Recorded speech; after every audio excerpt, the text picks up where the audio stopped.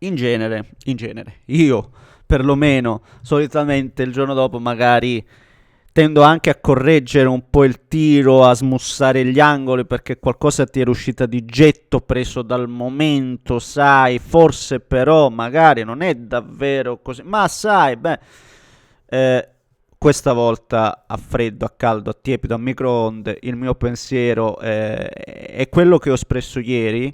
Rimango ancorato a quanto ho detto e non cambierei una virgola perché penso quello che ho detto.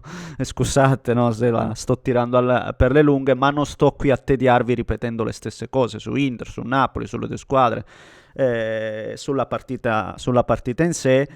C'è il video per chi magari non abbia avuto modo di vederlo, se vi va di recuperarlo ve lo metto lì. Ma aggiungiamo qualcosina e voglio partire soprattutto dalle parole di McTominay che secondo me ci pone, ci dà modo appunto di approfondire alcune tematiche. Alcune tematiche. Sicuramente. Prima, come al solito, però, voglio innanzitutto ringraziare. Parto dal ringraziamento questa volta perché sono arrivati tanti commenti, tanti messaggi. C'è modo di parlare insieme a voi. Non è sempre soltanto una guerra, una battaglia. Sono stati belli alcuni messaggi che ho letto e non sempre così, devo essere sincero.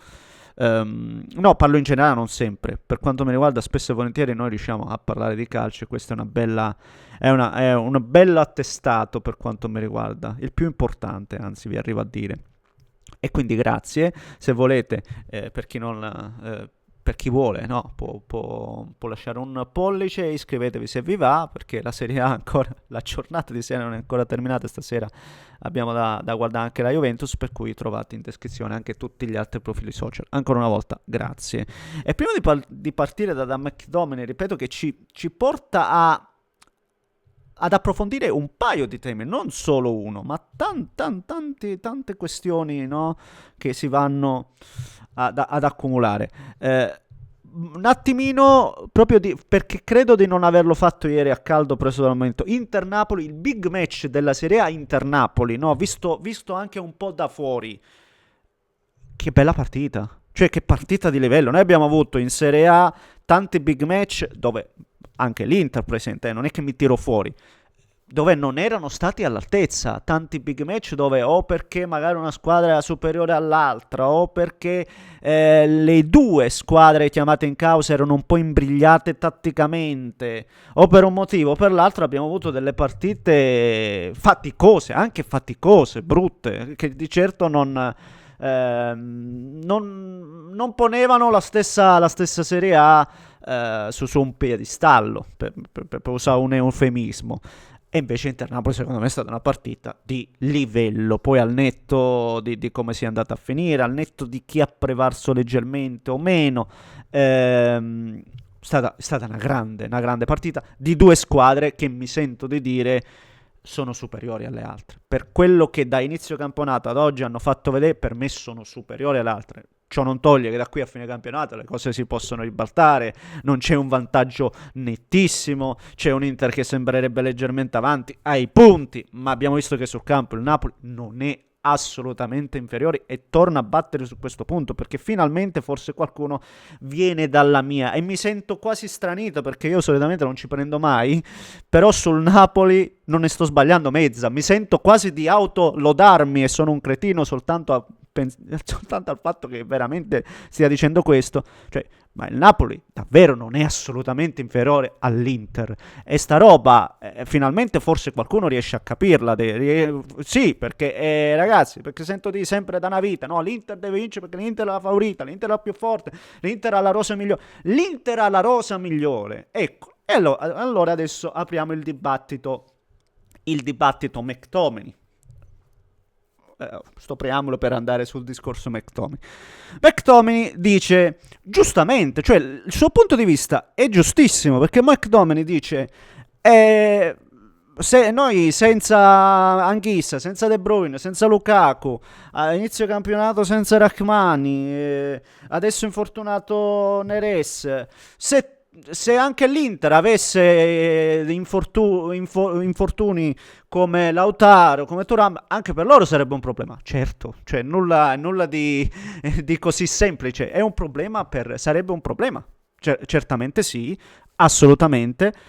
Ma andiamo a un discorso che va fatto. Prima di ogni cosa, quando ci sono tanti infortuni che non sono traumatici, non è un alibi, è un aggravante. Cioè questa cosa va detta e credo che all'interno del mondo Napoli la sappiano benissimo. Non è una cosa che ti pone quasi come che sfortuna o così. No, qualcosa non ha funzionato. È come il discorso del scivolare. Vedi un giocatore che scivola. Se scivoli una volta, sì, guarda, sei stato sfortunato perché in sei scivolato. Ci scivoli 10 volte. E no, forse hai sbagliato a mettere le scarpe. E quindi questo è il discorso. Per cui, come scusate, al Milan, quando nella stagione di Pioli ci furono tantissimi infortuni, ricordate? Cioè, ci sono delle cose che vanno preparate meglio e sicuramente qualcosa non ha funzionato. Quindi questa è una cosa che andava assolutamente detta ed è, credo, insindacabile, se potete essere. Vabbè. E poi l'altro discorso da dire è appunto la rosa del Napoli, che nonostante gli infortuni, i problemi di cui abbiamo parlato, ieri sapete che il Napoli, nonostante tutto, e sta roba voglio dirla, proprio ancora una volta per rimarcare la rosa del Napoli, ieri nonostante tutto in panchina c'era Buongiorno, pagato 30 milioni, uno dei migliori difensori della Serie A, in panchina. Gutierrez, pagato 20 milioni, giocatore interessante, visto poco niente in questa stagione. In panchina c'era, aspetta che poi me li dimentico anche, Luca, pagato 40 milioni, non è che cioccolatini, eppure c'era un giocatore come Luca. Lo stesso Noah Lang, Noah Lang è stato pagato 28 milioni, che è entrato ed è quello che fa l'assist a McTominay. Nonostante tutti gli infortunati del Napoli, vi sto portando gente di livello che c'era in panchina, o comunque gente pagata profumatamente. Ci aggiungo Olivera. Olivera ha vinto 2 scudetti col Napoli. Olivera non è l'ultimo arrivato, sta giocando poco, lo stiamo vedendo poco o nulla. C'era anche Olivera. Cioè, nonostante gli infortuni, questo per dirvi la bontà della rosa che ha il Napoli, la forza che hanno nonostante le assenze. E ribadisco, e fino a poco fa c'era gente ancora a dire no, è l'Inter assolutamente la più forte. No, il Napoli quantomeno alla pari. E nonostante i giocatori, nonostante l'assenza, nonostante tutto, c'è una cosa in cui il Napoli addirittura senza discussione superiore, e l'ho detto ieri e lo ribadisco oggi, la cattiveria legata che secondo me questa cattiveria viene anche un po' dalla personalità che hanno i giocatori, ma sulla cattiveria, sulla fame che vedo nella squadra di Conte non la riesco a vedere quella fame dove tu sei in vantaggio o comunque anche nello svantaggio prendi il Verona, partita non positivissima per il Napoli, vai sotto 2-0, hai la forza di andarla a pareggiare proprio per fame, per voglia. Ieri 2 volte sotto, la pareggi. Cioè, c'hanno una fame, una tigna, quella componente che nell'Inter io quello non riesco a vederlo. Non la riesco a trovare. E sta cosa un po' mi fa paura, calcisticamente parlando.